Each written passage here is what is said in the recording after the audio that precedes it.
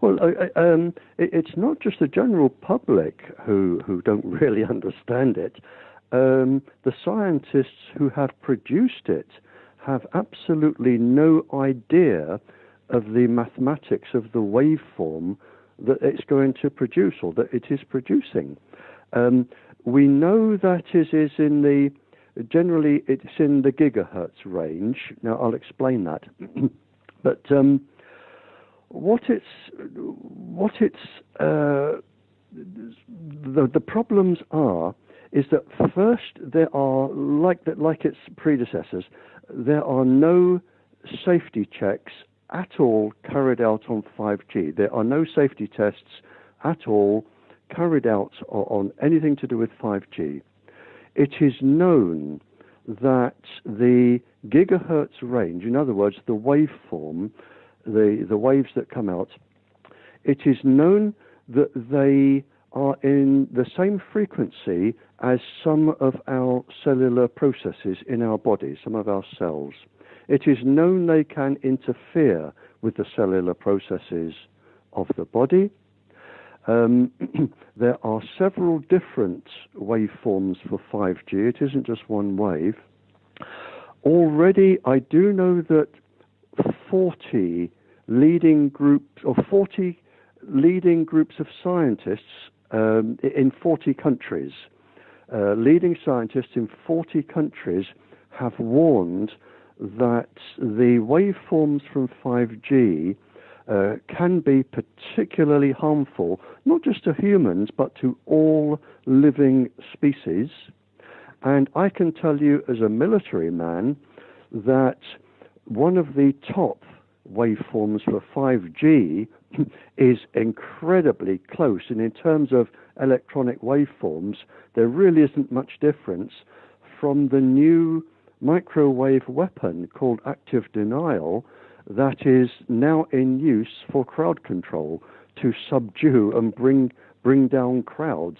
And that is known or reputed to cause visual disturbances, certainly neurological disturbances, heart disturbances, all sorts of things. Now, that is the new active denial, which can be also released from aircraft or beamed from aircraft.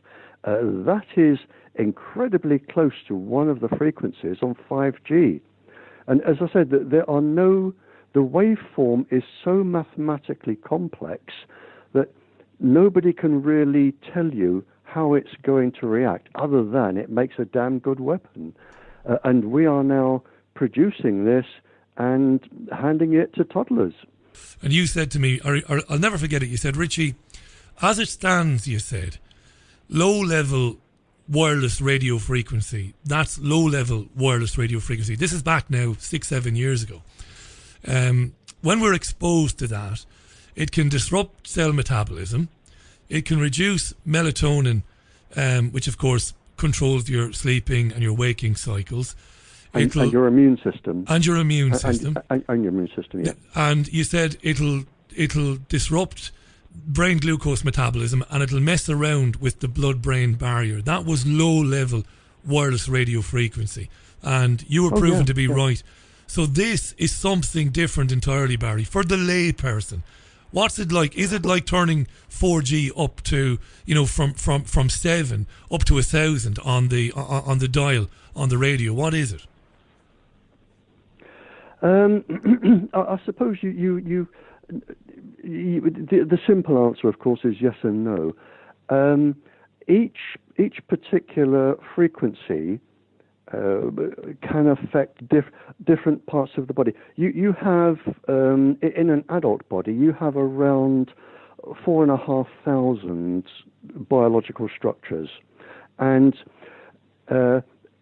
every part of your body, every single part of your body is in communication with every other part. Every single cell in your body produces its own electric and magnetic field. And it's like a constant chatter that goes on in your body all the time. But they all have their own different resonant, cyclotronic, and circadian frequencies. Now, when I was talking to spies and studying this during the Cold War, it was realized that different frequencies could cause different things to happen in the body. There's a frequency that can cause the bowel to collapse, the eyes to go funny, the heart to collapse, and so on. And there are 4,500 different structures in the body that can be known to be affected. So as you run through the 2G, 3G, 4G, then you can affect different ones. When I was talking to spies, and my list, the list that I made, I suppose I had a list, an active list of networks then that used between 40 and 60 different frequencies that could cause up to around 100 neurological and physiological conditions. The latest list that I have, I've seen one of 600. The latest list I've seen or heard of is now 750 different frequencies that can cause neurological, physiological harm. But it isn't 750 where you get this one or this one or this one. Mathematically, it is 750 factorial, which means you can get the effects of 1 multiplied by 2, multiplied by 3, up to 750. Now, 5G is going to encompass a lot of what all of the other Gs have and introduce its own as well. And this is why the top scientists in 40 countries have actually signed a petition saying, you cannot do this. But like all of the other Gs, the industry and the government scientists are choosing to ignore the entire scientific body throughout the world and just plod on regardless, because they are actually above the law. They can buy the law. The industry, I had a symposium here not too many months ago there were 11 professors and research doctors here for 4 days discussing all of this and turning it into a DVD. And they were just absolutely horrified that nobody is being listened to. And the producer of this, he said, well, I've researched this industry, and it is now estimated at $17 trillion. $17 trillion. 17 trillion. And when you have that much money, you can buy governments, you can buy countries, and it's not difficult to buy scientists. It really isn't. That will do an experiment which is legitimate but not accurate, and it will cause confusion. And this is what they're doing, and they're going to get away with it because they are above the law. Can I ask you this, Barrie? Let me ask you this. Will we, again, going back to when we first began talking, we talked about the effects of radiation on the smallest creatures in the world. Well, not the smallest creatures, but the smallest creatures that we come into contact with every day. Birds, of course, and bees and insects. Yeah. Are we going to see, because we talked about how back in the early 2000s we saw incidences of birds falling out of the sky, birds abandoning their nests, all sorts of issues that we saw back then. Are these issues, are we going to see more of this in the next 2 to 3 to 4 years? Yes, it's going to get worse. In my paper, which I wrote 3 years ago now, Wi-Fi thalidomide in the making, I predicted for the human race that, and David Icke picked this up and published it, I didn't predict, I proved, using government figures, World Health Organization figures, secret figures, I proved that in just 3 generations, 60 years of human life, only of the exposed populations, only 1 in 8 children after 3 generations could be born healthy. Now, that has been, people picked that up and ran with experiments, which I'm very pleased of. And oddly enough, I read just a few days ago that experiments show that entire species of animals, entire species can be extinct in 5 generations. Now, that would match my prediction, because if you've got only 1 in 8, roughly after 3, you then don't have enough population of anything to sustain a workable population. So it's been published, I read it just a few days ago, that they are now showing that after 5 generations for some animals, they could become extinct, except, and this is interesting, except bacteria and viruses.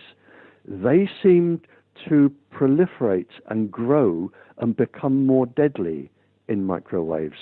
So while it's destroying, while it's destroying the biological makeup of creatures, of mammals, of you know, marsupials, of human beings, it actually increases the potency of viruses and some bacteria. That's extraordinary. Oh yeah, it was because this came up in our conversation, and I can tell you, he wouldn't mind. He's published it.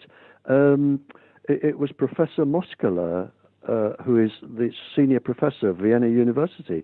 I mentioned this, and he said, "Oh yes," and he came out with the proteins on the bacterium and that. But it's known, and it is published, that bacterium, when they're exposed to microwaves, they can reproduce so rapidly that they have a defensive mechanism. Well, of course, they are the oldest living beings on the planet. They've developed a defensive mechanism, and they reproduce more rapidly, and they become immune to antibiotics. They sort of turn into sort of a superbacterium. There's a couple of quotes I want to just read out here from learned men and women. This is Olga Sheehan. She's a former employee of the World Health Organization, and she wrote a book called No Safe Place. You might be aware of Olga, Barry. Olga says, Olga, Olga says, the plans to beam highly penetrative 5G milliwave radiation at us from space must surely be one of the greatest follies ever conceived of by mankind. There will be nowhere safe to live. And as well as not hearing Barrie Trower on BBC television or radio, we don't hear people like Olga Sheehan. That's, you know, everybody in the world should hear that, whether they want to dismiss it out of hand or whether they want to investigate it. The greatest follies ever conceived of by mankind. There will be nowhere safe to live, Barry. With these microwaves, and it is known, there are 20, 30,000 research papers. With microwaves, we do know that every living thing on the planet, except bacterium and virus, every living thing, trees, everything, plants, every single thing, birds, fish, everything is affected by microwaves. Now, with us, when they're beaming these down from satellites, you have nowhere to go. Nowhere. You have absolutely nowhere to go. But you do have a choice at the moment not to be vaccinated. You have a choice not to eat certain foods. There is a little choice that you can have. It may be living away from the general population, which some people would quite like, but you have a choice not to do those. There is no choice with microwaves.